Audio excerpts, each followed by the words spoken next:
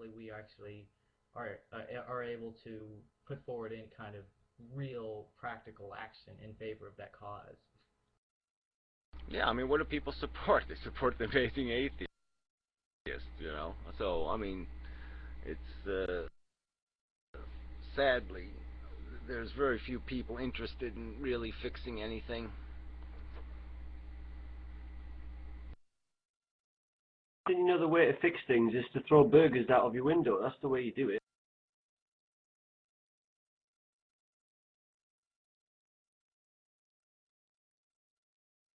Yes, subsidize the industrial food farms.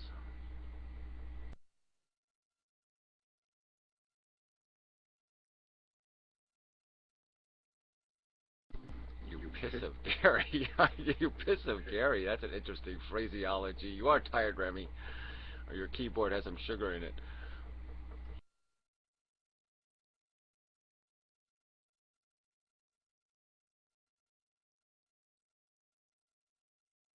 Yeah, pro-choice. I'm pro-eating. I the choice to eat fetuses. I'll go that far. Even born babies, I'm pro-choice on that. Until they're 2 or 3 years old, yeah, it's sort of like, you know, yeah, whatever.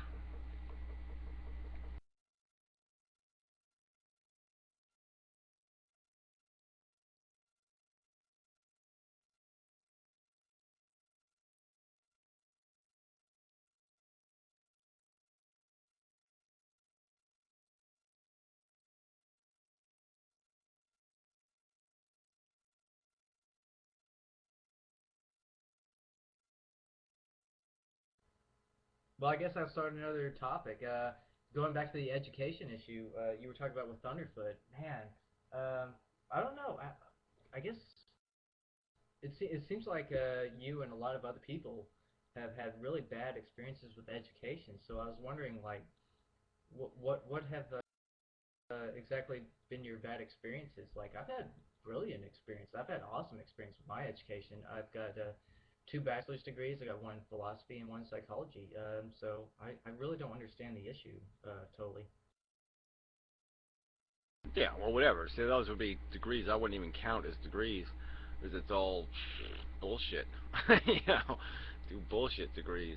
But no, you know, it's not even that I had that bad experience, but no, I mean, I went to a regular public high school, and I felt like I went to prison every day. I didn't learn shit. I learned so much more once I got out of shithole. It was they didn't even teach me how to read, the motherfuckers.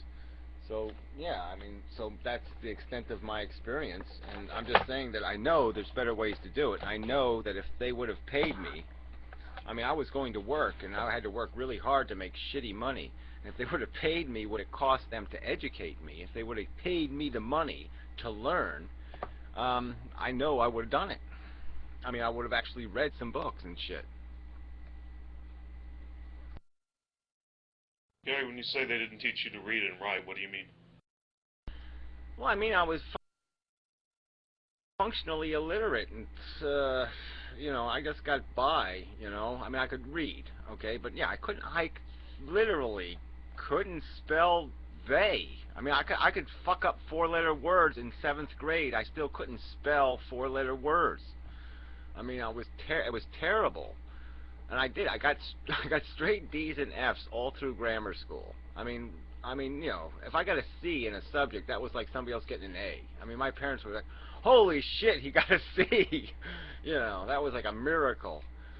So yeah, I mean, school was a horror for me. It was just fucking horrible. And like I said, and they didn't. I wasn't even functional. You know, when it came to literacy. Would you say you had a learning disability of something? I wouldn't make that as an excuse. I mean, there was some I mean, look, you know, I moved here from Louisiana, so it was a whole different school system. The first school I went to when I moved here, they were building a new school, so we had to, you know, we had an hour and a half bus school. So, you know, it was right in those critical, you know, second, third, fourth grade kind of time. And so, yeah, my education kind of got sidetracked, I guess. I mean, I would use that as, and I was the youngest kid in the class, and there was a lot of problems. I was emotionally not happy. There was a lot of things that were in the way. So, but I wouldn't. It was a classic learning disability. Yeah, I had a little dyslexia, but it wasn't like, it wasn't like I was saying words backwards or something. I mean, I'd get if wrong and of and at, and I do that now and then. I still do it now and then. But that I wouldn't classify that as enough of a disability to justify how horrible I was. So you got bused, eh? I came along a little bit too late for that. I didn't have particularly fond experiences in school either.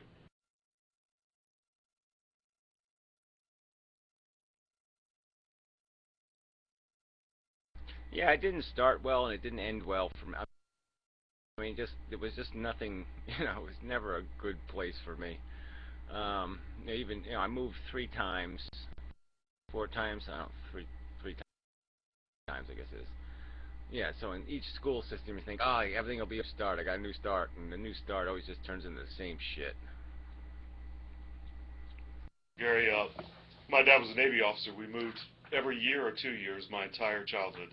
I think I went to something like 10 different schools between first and...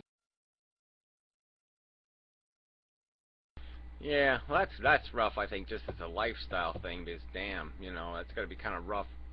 When friendships get blown up like that, every couple of years. Yeah, no question about it. I mean, I think there were advantages as well as disadvantages, but as far as friendships went, pretty much easy come, easy go. There were some advantages. I mean, my wife lived in the same house from the time she was born until, she basically left Texas to follow me to the Midwest. And I miss the kind of rootedness that she has, but on the other, I think my life would have taken a very different course if I'd had her upbringing. And I'm pretty happy with the way things have gone. Yeah, I mean, I could almost argue, like, even though there was some downside to the fact that I did do that moving thing and I didn't get that fresh start, it wasn't reboot, and if I would have had to stay, as the person I was, been a disaster. But escaping from Parsippany, when I moved from one part of New Jersey to another, and that was a huge transition, and that kind of got me out of being buried under a lot of past life impossible to live the rest of my life with. So, there was a real advantage to getting the hell out of that.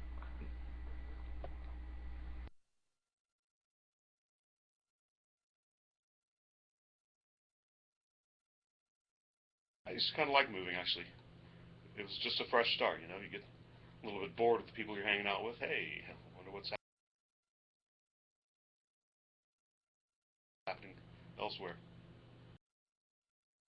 Yeah, I'm kind of I have an opposite. My native disposition is not to like change much. I like familiarity. I get attached to things. I still got a plant over there in the house here, and it used to be the plant that it was in my front yard when I was a kid in Louisiana. So I've had it for 40 years. And it's it's just that kind of thing. It's my plant. You know.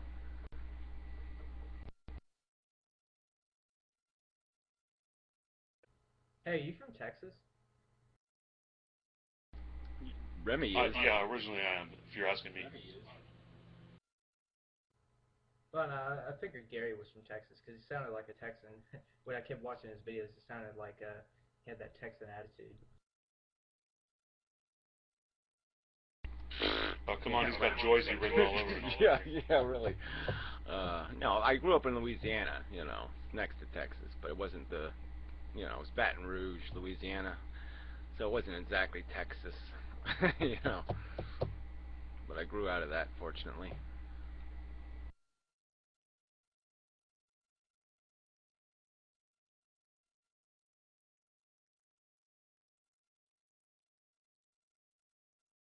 But you said you left Louisiana at something like 8, right? And it was pure Jersey. I'd say it's pure American, an American accent. I sound like an American.